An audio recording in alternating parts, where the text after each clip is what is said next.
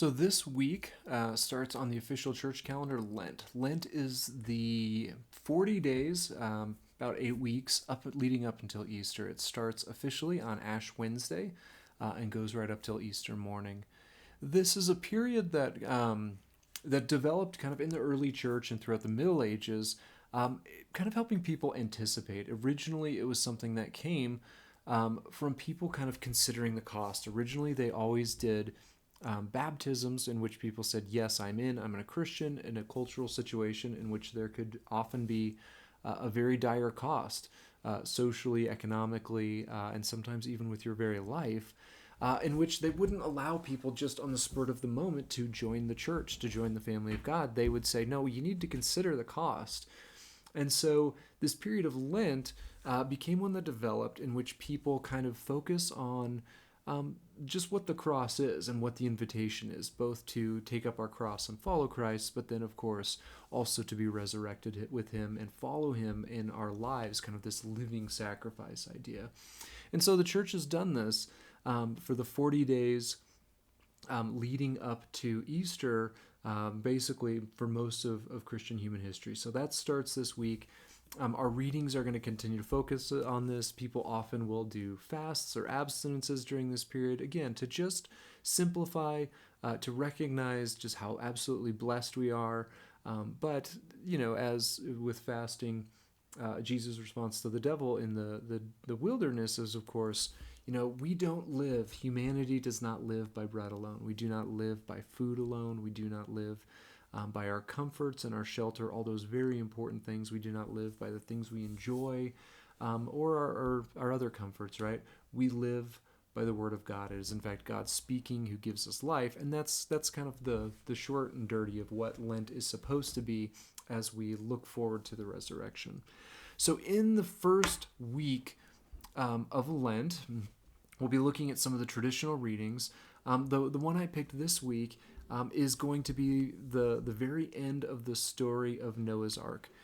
This story is one, of course, that we think we know if we grew up around churches. We've probably seen it in Bible stories. And it's a beloved story for children's Bibles. It's a beloved story for many Sunday school classes, I think just because of the animals, if nothing else. As I've grown up, I've also discovered that it is probably one of the most despised stories by clergy. They hate this story. They never teach on it. They never preach on it, probably because maybe just the kind of cutesy associations of it with childhood contrasted with the adult realization of just kind of the horror and the violence that God is perpetrating in this story. And so, I don't know, I felt very caught between those two perspectives of this beloved and yet also hated story as we're diving in. So the reading that starts us out in Lent comes down to the covenant at the very end of the story. The story itself is a very tightly written story. It's very intentional. It's very well edited. And so the story overall is definitely worth a read if you haven't looked at it in the actual Bible in a while. But the reading we're going to do is from the very end of it. So it's important, like all good stories, if we're going to take a piece of it out to understand kind of the context of what's going on. So the flood story itself is actually part of a bigger continuation of the story of the fall. Humanity has shown that they do not trust God. They chose to do what was against his will, and it has introduced sin and darkness in the world. In the first couple of chapters after the fall in Genesis chapter 3 largely show this kind of downward spiral of violence. First we get Cain and Abel when she kills his brother, and it kind of culminates in this man who's saying basically, I will kill anyone for even messing with me. The idea being that violence can no longer be restrained, that sin is expressed in broken human relationships in a broken world. And so we get to the beginning of the kind of flood story, Noah's story, in which we hear that God is regretting making things. God is considering changing his mind, whether this was a good thing. God is also grieving, a very strong word when we think about God, right? It's another of those kind of challenges to some of our just typical notions of God. This is a very different view of God from, kind of the Greek thinking, the unmoved mover. God is above and aloof and beyond such things. Here we see God feels the deep darkness, of sin very deeply in his very person. And he's just looking, saying, was this thing worth it? As we often do when the things we do completely fall apart on us, when there is just immense pain that comes from our well-intentioned actions. And this is the place we find God in. And yet there is a ray of hope in this story. There is an alternative to this kind of unmitigated selfishness and violence that sin is doing, and that is Noah. We don't start out by knowing much about Noah aside from the fact that he is what's called righteous. He's doing things correctly. Again, a good churchy word that's probably not that useful to us anymore, because it implies kind of this like, "Ooh, I'm so perfect, I'm so righteous, right, more righteous than thou, holier than thou," that kind of attitude. But it very simply tells us that Noah is someone who trusted God, who was willing to align his life with God, and he's someone who's willing to obey, right? God warns him that something terrible is coming.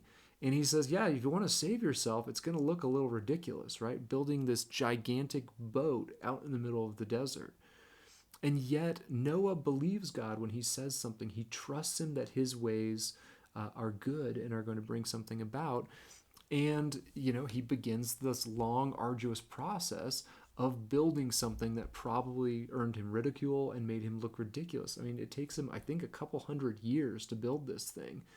People lived longer at this point, apparently.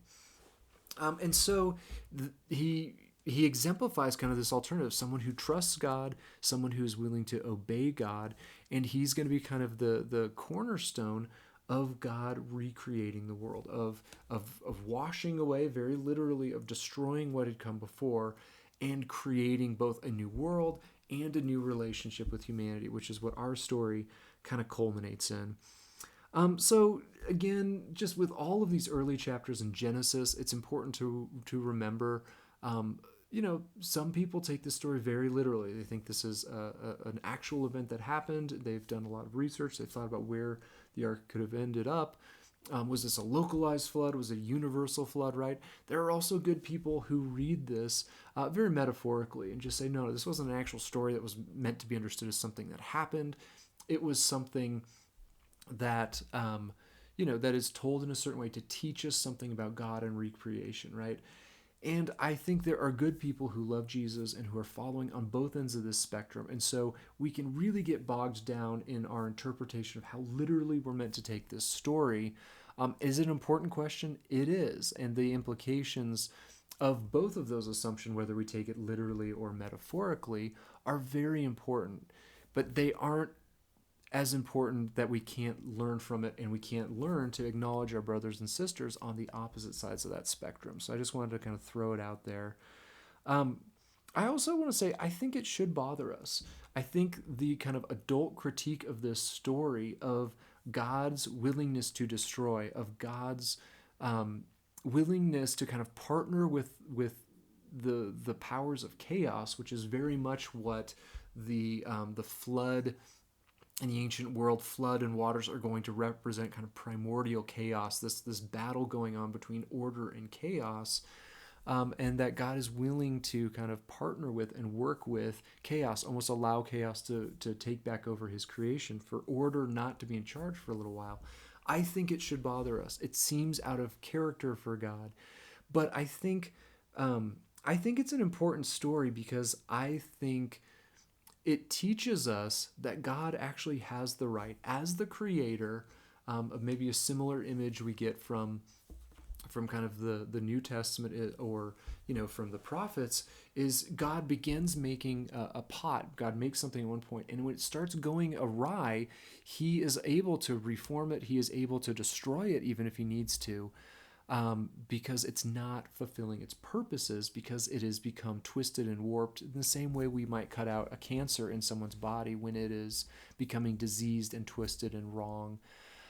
We don't always sit well with that. It bothers us, but I think the Bible in this story is somewhat establishing that God has that right, though it will almost immediately, and that's the story we're going to focus on, on the fact that God chooses to limit his rights, chooses not to act on his rights at all times, which is going to be an important part of the story. So that may or may not kind of set your mind at ease with the story of the flood and Noah, but that's just kind of my take on why this story is in here, why it's important, why we're looking at it in Lent, the fact that God is already willing to go to difficult situations to limit himself. And in the end, the cross is going to say, all the pain and suffering in the world is going to be a price God himself has to pay for the sake of restoration. Again, I think the flood story says this is a viable option. God has the right to simply destroy and start over. And yet the story of Lent is God chooses another way. Ultimately, just like he chooses to work with someone like Noah and recreate rather than completely start things over. Okay, that was way too much me talking. Let's get into the actual story, the actual Lenten reading, looking at the very end of the story when God is making the first of these biblical covenants with humanity. So in Genesis chapter 9, verse 8, we read, God said to Noah and to his sons with him, I am now setting up my covenant with you, with your descendants, and with every living being with you, with the birds, with the large animals, with all the animals of the earth, leaving the ark with you. I will set up my covenant with you so that never again all life will be cut off by flood waters. There will never again be a flood to destroy the earth. God said, This is the symbol of the covenant that I am drawing up between me and you and every living thing with you. On behalf of every future generation, I have placed my bow in the clouds. It will be the symbol of the covenant between me and the earth. When I bring clouds over the earth and the bow appears in the clouds, I will remember the covenant between me and you and every living being among all the creatures. Floodwaters will never again destroy all creatures. The bow will be in the clouds, and upon seeing it, I will remember the enduring covenant between God and every living being of all of earth's creatures. God said to Noah, This is the symbol of the covenant that I have set up between me and all the creatures of the earth. So the covenant is interesting in that it's a unilateral covenant, right? In this, God is choosing to limit himself, and there is no cost from the rest of us. It's also interesting in that God is not just setting up the covenant between humanity and himself. He's setting up the entire world. This includes all living creatures. This promise that God will limit himself. He will not act upon his rights despite what we do. He will protect us, and he will doing it. And this image of the divine bow is an interesting one. It was a very common image in kind of Middle Eastern culture at the time in Mesopotamia of the gods, and it represents like violence and power. They're thinking very similarly to many other cultures in the world of the bow as the representative of strength because you can kill from a long ways away, and lightning was understood as the arrows in which the gods all would fight. And so God taking this kind of strong cultural image and turning it on its head in a lot of ways, saying, I am not going to retain my right towards violence and power in those senses, but I am in fact going to put up kind of the warrior's way. I am going to instead choose to limit myself. I am going to choose not to use violence against you, not to do those rights. And one of the children's Bibles we read with the kids recently made an interesting observation. Just like the warrior putting up its bow, they say the bow is now currently pointed towards the sky, towards the heavens. And they made the comment that God is pointing this bow of rage and wrath toward his own heart, which I think is a beautiful image and fits with the cross. I think one of the important images in this entire story is talking here. When I look and I see this rainbow in the sky, I will remember my covenant. Again, we talked about this a couple weeks ago, that remember maybe not the best English word because the implication is like God forgot. It's like, oh yeah, like a string tied around his finger. Like, oh yeah, I'm not supposed to destroy the earth, right? It reminds me. But the word remember has a lot more to do with like a modern like governmental treaty. It's, when two countries are in a treaty to protect one another, and then one of them gets attacked and the other one actually shows up to protect. They are considered remembering the treaty. They are recognizing the treaty, right? They are following through what they said they were going to do. It doesn't mean they've forgotten about it. It means that when push came to shove, when the time to kind of put their money where their mouth is, whatever metaphor you want to use, they showed up and did what they were supposed to do. And that's the word remembered that is being used here is very similar. God is going to follow through. God is faithful to what he says he is going to do. And in many ways, the flood story is about God reestablishing himself as a God who remembers, a God who does what he says he's going to do. In this case, it is putting aside violence in all ways. And so, what is the significance of this story for us in Lent, besides the kind of connection with the 40 days in which we are choosing to deny ourselves in some way to enter onto this cross, the 40 days that Noah spends on this boat? But I think it is an important reminder that God, in the midst of his grief, God, in the midst of the pain he is experiencing for how broken humanity has made the world, ultimately lays aside his rights. God is promising never to destroy the world, never to claim his rights as creator and also as the one who can destroy things justly. God is laying aside those rights, even knowing full well what is going to cost him further down the road. It doesn't mean that it's going to be an easy path, and yet it is one that I think God is willing to choose for all of us. And so if maybe for us going into Lent, the question is, if God is willing to lay aside our rights, which we are so determined to protect, we will not be treated wrong. We will always make sure we get what's coming to us, right?